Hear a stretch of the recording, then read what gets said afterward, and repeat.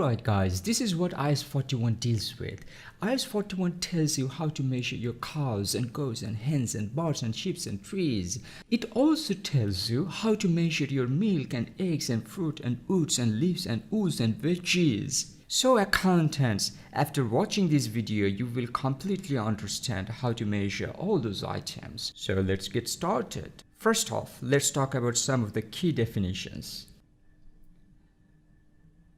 First off, we need to know what is agricultural activity. Agricultural activity is the management of biological transformation such as biological growth of a biological asset, maybe for the purpose of sale of that particular asset. Or agricultural activity can be management of biological transformation of a biological asset for the purpose of creating additional biological assets.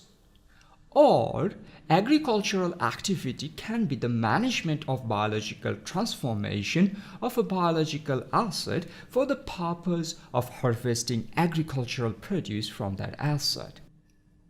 So, agricultural activity is the management of biological transformation of a biological asset for the purpose of sale, for the purpose of creating additional assets, for the purpose of harvesting agricultural produce from that asset. Now, you may ask that what is a biological asset? Glad that you asked. Biological assets are living plants and animals. It will include all kinds of animals like sheep and donkeys and cows and goats. It includes trees and plants and fishes and chickens and birds and other living things. Now there you need to understand sometimes trees are physically attached to a particular piece of land. You need to know that the tree is a biological asset and the land is not a biological asset. The next thing that you need to understand is what is an agricultural produce. An agricultural produce is the harvested produce from a biological asset, such as milk, meat, eggs, etc. And what is a harvest? Harvest is the process of detachment of produce from a biological asset or the end of the biological asset's life. You take out milk from this cow, that process is harvest. Right, all right, we will do that later.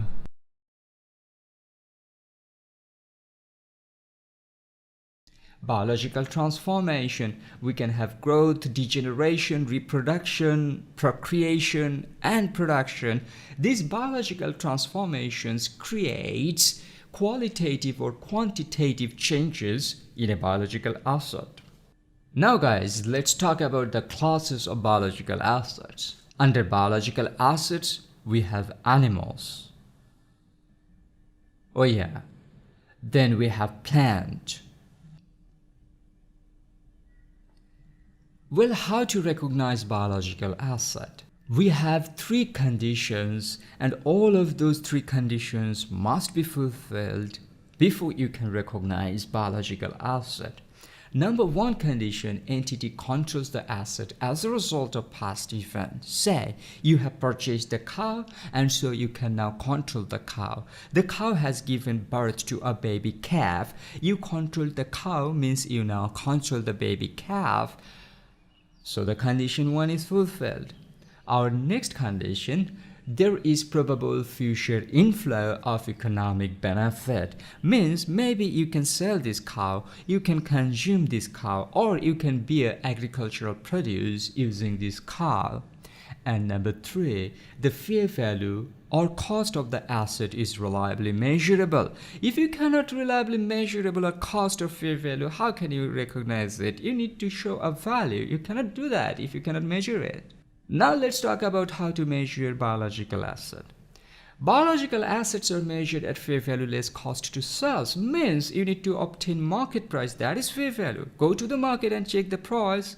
And also, If you want to sell this biological asset, maybe there is some transportation cost. You need to take the asset to the market, and also you need to pay some commission. Deduct those carriage out and commission from the market price, and you get fair value less cost to sell. And any gain or loss on initial recognition is presented in profit or loss. Similarly, any gain or loss from changes in fair value less cost to sales subsequently will be presented in profit or loss. So we have talked about agricultural produce a lot. Now let's check how to measure agricultural produce. Well, at the point of harvest, agricultural produce is measured at fair value less cost to sell. And any gain or loss on initial recognition is presented in POL as like biological asset. Remember, fair value less cost to sell. Well, and after initial measurement, this agricultural produce will be transferred to inventory, and then IAS-2 principles will be applied.